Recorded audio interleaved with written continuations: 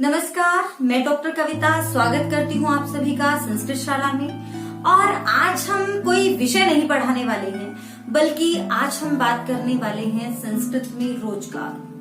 संस्कृत में रोजगार के विषय में लोगों में बहुत सारी भ्रांतियां हैं कि संस्कृत पढ़कर केवल शिक्षक ही बना जा सकता है। वास्तव में देववाणी संस्कृत केवल वैज्ञानिक और विज्ञानमयी भाषा ही नहीं, अपितु रोजगार परक भाषा भी है, जो हम जानेंगे आज की इस वीडियो के माध्यम से। अब कुछ बातें जो हमारे जो बच्चे हैं, जिन्होंने अभी अभी 10th और 12th किया है, उनके लिए जरा उनसे मेरे प्रश्न है। 90% अंक लेकर भी जब आपको आपके फेवरेट कॉलेज में एडमिशन नहीं मिल पाता तो सोचने की जरूरत है। 90% अंक लेकर भी जब आपको आपकी फेवरेट स्ट्रीम नहीं मिल पाती तो सोचने की जरूरत है। वास्तव में आपका फेवरेट क्या है, ये भी सोचने की जरूरत है। लेकिन संस्कृत में स्थिति ऐसी बिल्कुल भी नहीं है। संस्कृत में आपको आपका मनपसंद कॉलेज 70 से 80%, इवन 65 से ऊपर भी अगर आपके नंबर हैं तो आपको एक अच्छे कॉलेज में एडमिशन मिल सकता है। और बहुत से विद्यार्थी जो हैं वो क्या करते हैं, 12th तक अन्य विषय लेकर चलते हैं, फिर जाकर संस्कृत ले लेते हैं, फिर कुछ और वास्तव में वो इसी तरीके से दर बदर भटकते ही रह जाते हैं। सही उन्हें उनका लक्ष्य मिल ही नहीं पाता। तो आपको बिल्कुल ऐसा नहीं करना है। फिर से वापस आती हूँ विषय पर। देखिए, आपने आपके आसपास बहुत से इंजीनियर्स जिन्होंने लाखों खर्च करके इंजीनियरिंग की, लाखों खर्च करके MBA की, वो बहुत से बेरोजगार आपको घूमते दिखाई दे जाएंगे, या फिर ऐसे जो बहुत ही कम तनख्वाह में, बहुत ही थोड़ी सैलरी में काम करते हुए भी आपको मिल जाएंगे। लेकिन फिर से वही दोहराती हूँ, संस्कृत में स्थिति बिल्कुल ऐसी नहीं है। तो अब हम बात करते हैं कि संस्कृत में रोजगार के अवसर हैं कहाँ। तो देखिए, संस्कृत में प्राइवेट और गवर्नमेंट दोनों ही सेक्टर्स में खूब सारी वैकेंसीज हैं, खूब सारे अवसर हैं, बहुत सारी सुविधाएं हैं।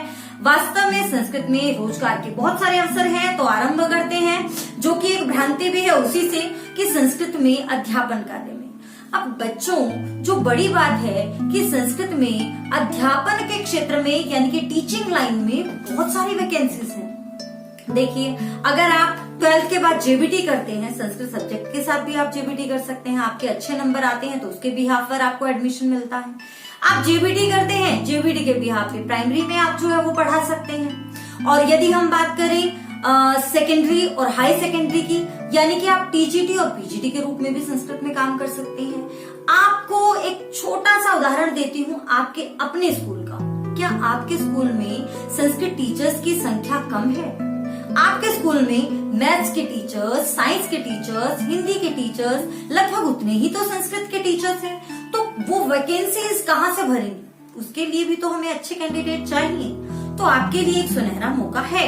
उसके अलावा यदि हम बात करेंगे तो सिर्फ गवर्नमेंट की बात हुई, इसके अलावा प्राइवेट स्कूल भी तो बहुत सारे हैं। क्या वहां पर संस्कृत टीचर्स नहीं है? वहां भी संस्कृत टीचर्स हैं।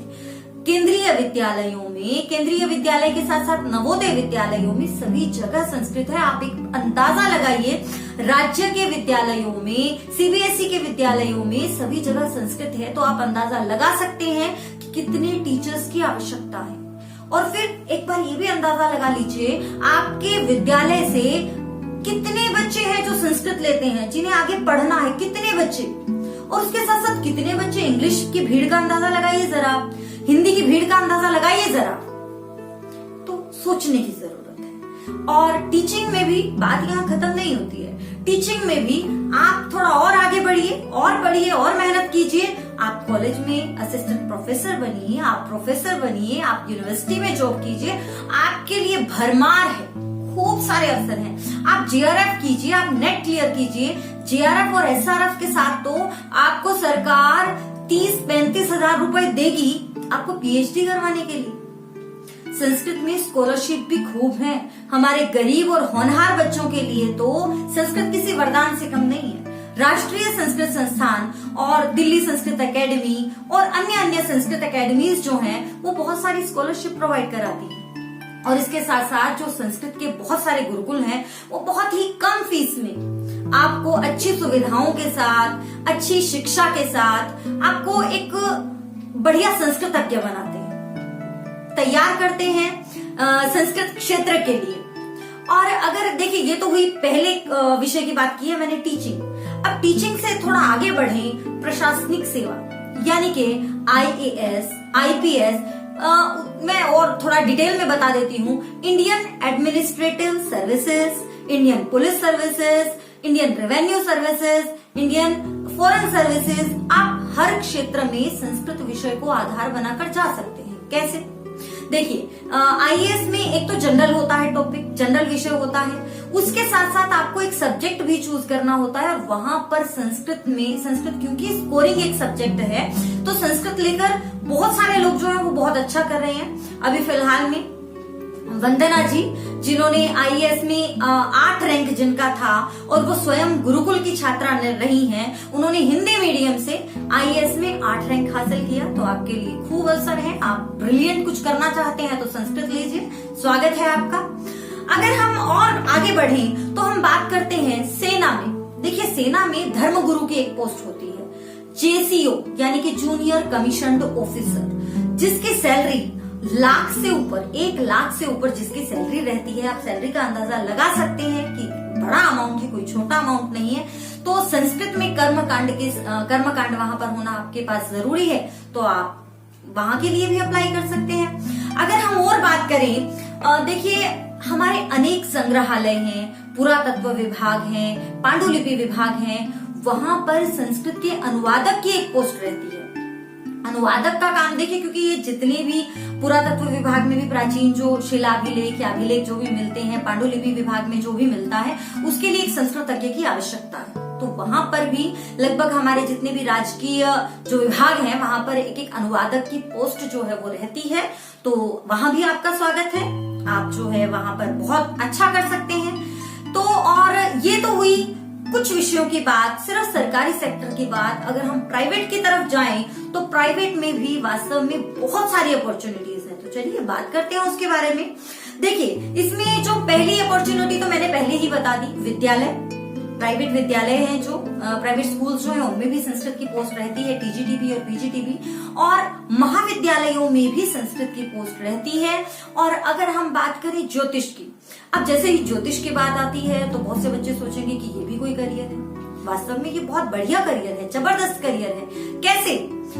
आपके फोन पर कई बार मैसेज आता है, यदि आप अपना भविष्य जानना चाहते हैं तो इस नंबर पर मिस कॉल दें या यहाँ मैसेज भेजें। लाखों में कमाई है उन ज्योतिषज्ञों की, ज्योतिष को जानने वाले व्यक्तियों की, जो वास्तव में ज्योतिष जानते हैं, धुरंधर हैं ज्योतिष के। आप टीवी चैनल्स पर देखते हैं या प्राइवेट रूप से भी, स्वतंत्र रूप से भी आप अपना काम जो है ज्योतिष का कर सकते हैं। और ऐसा अभी बिल्कुल भी भ्रांति नहीं है कि ज्योतिष जो है जो सिर्फ हमारे पुरुष मित्र कर सकते हैं, महिलाएं भी ज्योतिष में आजकल खूब आगे हैं। अब बात करते हैं कर्मकांड की, पूजा पाठ विधान आदि की। देखिए, हमारे भारत में तो इसे बड़ा ही सामान्य तरीके से ले लिया है, लेकिन विदेशों में भी कर्मकांड की खूब डिमांड है, यज्ञ विधान आदि करवाने वालों की खूब डिमांड है। यदि हम और बात करें तो हम बात करते हैं संस्कृत के ही एक अंतर्निहित विषय यानी कि आयुर्वेद की। आयुर्वेद वास्तव में संस्कृत में ही सारे ग्रंथ जो आयुर्वेद के हैं वो सारे संस्कृत में ही निहित हैं। तो संस्कृत में आयुर्वेद के लिए भी बहुत स्कोप है, आयुर्वेद की दिशा में आप जा सकते हैं। आचार्य बालकृष्ण, जिन्होंने आयुर्वेद को आधार बनाकर, और आज देखिए कोरोना की दवाई जो है सबसे पहले लाने वालों में वही है। जबकि हर्डल्स बहुत सारे आते हैं सामने, पर कोई बात नहीं, संस्कृतज्ञ किसी भी हर्डल से घबराते नहीं है। तो एक विषय जो है वो बहुत बढ़िया विषय हो सकता है आयुर्वेद। उसके साथ साथ वास्तुशास्त्र, किस दिशा में क्या होना चाहिए। देखिए, ये बिल्कुल भी अंधविश्वास नहीं बल्कि बहुत ही साइंटिफिक है, क्योंकि सूर्य जो हमारे जीवन का आधार है, उसके आधार पर ही पूरा वास्तुशास्त्र हमारा निर्भर करता है। और इस क्षेत्र में भी आज की दिशा में देखें तो बहुत स्कोप है, चाहे वो टीवी चैनल्स हो, चाहे वो आपका फोन हो। इस तरह के मैसेजेस भी आपने पढ़े होंगे, तो वहां के कॉल सेंटर्स पर आपके लिए जॉब जो है वो अवेलेबल है। और इसके साथ साथ अगर हम बात करें कथावाचक, अब आप कहेंगे कथावाचक ये भी कोई करियर हुआ भला? वास्तव में कथावाचक बहुत मोटा अमाउंट, बहुत बड़ी रकम कमाते हैं। अगर आप कहते हैं कि ये कोई करियर नहीं है, तो बेटा बिल्कुल ये करियर है। आपने क्या मोटिवेशनल स्पीकर करियर नहीं सुना? तो वो मोटिवेशनल स्पीकर है। बस हमारी पुरातन परंपराओं के हिसाब से उन्हें कथावाचक एक नाम दे दिया गया है। नाम भी है, धन भी है, प्रसिद्धि भी है, यानी कि आपके 3 पुरुषार्थ सिद्ध करने वाला। तो कथावाचक के लिए स्पेशल ट्रेनिंग्स भी करवाई जाती हैं वाराणसी और वृंदावन में। आप कथावाचक को भी के रूप में भी करियर को चुन सकते हैं। आप न स्वयं खुद के लिए रोजगार चुनेंगे, बल्कि आप 10 अन्य लोगों को भी रोजगार देंगे और समाज का भला करेंगे, अच्छे संदेश फैलाकर, धार्मिक ग्रंथों के संदेश फैलाकर। तो ये भी आपके लिए एक करियर हो सकता है। और अगर हम बात करें योग और ध्यान की, देखिए आज जो है लोग शारीरिक और मानसिक दोनों तरह की बीमारियों से पीड़ित हैं। शारीरिक बीमारियों का इलाज यानी कि योग, और मानसिक बीमारियों का इलाज यानी कि ध्यान। और इस क्षेत्र में देखिए बाबा रामदेव ने बहुत कुछ किया है, लेकिन मेडिटेशन के क्षेत्र में बहुत कुछ होने के बावजूद आज भी बहुत सारा स्कोप है, खूब सारा स्कोप है कि आप वहां पर कुछ कर सकते हैं। मानसिक बीमारियों का नाम भी नहीं रहेगा योग और मेडिटेशन के माध्यम से। और अगर हम बात करें पत्रकारिता की, तो पत्रकारिता के क्षेत्र में भी देखिए वार्तावली जो है वो शनिवार रविवार को आती है, वो आप सुनते हैं। संस्कृत के समाचार हैं, संस्कृत समाचार पत्र हैं, संस्कृत में पत्रिकाएं हैं, तो वहां पर भी आपके लिए करियर हो सकता है। आप कुछ विशेष कर सकते हैं। इवन हिंदी में भी, हिंदी पत्रकारिता में भी संस्कृतज्ञों को वरीयता दी जाती है, यानी कि उनको प्राथमिकता दी जाती है। और चलिए अब आपको इसमें से, आप कहते हैं कि जी मुझे तो इसमें से कुछ पसंद नहीं आया, तो आप अगर कुछ विलक्षण प्रतिभा रखते हैं तो संस्कृत को केंद्र बनाकर आप कोई भी बिजनेस कर सकते हैं। कैसा बिजनेस कर सकते हैं? जैसा बाबा रामदेव ने किया, सिर्फ संस्कृत में से योग उठाया और जो मतलब जिस योग को दुनिया भूल चुकी थी उसको बाबा रामदेव ने इस रूप में लाया कि आप देख रहे हैं एक बिजनेस है उनका, एक अंपायर खड़ा है आज, चाहे दुनिया कुछ भी करे, लेकिन एक गुरुकुल के छात्र ने वो कर दिखाया जो शायद अन्य कोई नहीं कर सकता था। बालकृष्ण को ले लीजिए, या फिर ओशो जो स्वयं संस्कृत के प्रोफेसर रहे हैं, वो भी संस्कृत के प्रोफेसर हैं। देखिए मोटिवेशनल स्पीकर के रूप में आज उन्हें पूरा विश्व जानता है। तो आप मोटिवेशनल स्पीकर भी बन सकते हैं, आप कथावाचक भी बन सकते हैं। आप क्या बनना चाहते हैं निर्भर इस बात पर करता है। संस्कृत में और शिक्षक के तो इतने सारे पद हैं जिसकी कोई कल्पना ही नहीं, जितने बाकी सब्जेक्ट्स में है उतने ही यहाँ है। बात ये है कि यहाँ पर तो जो हमारे ब्रिलियंट है, जो हमारी योग्यता है ना, वो आए संस्कृत आते ही उसे ऐसे उठाएगी और वापस कभी नहीं छोड़ेगी, बस इतना।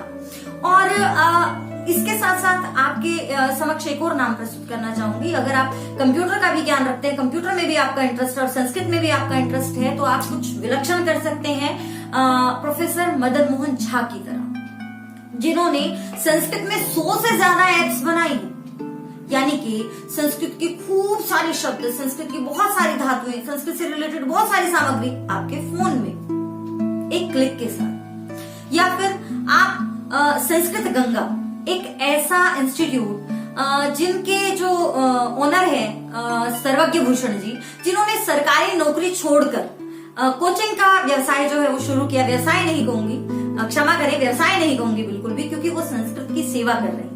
संस्कृत की सेवा के साथ साथ, नाम के साथ साथ, प्रसिद्धि के साथ साथ आज वो लाखों में कमा भी रही है और उन्होंने एक बड़ी टीम को रोजगार भी दिया।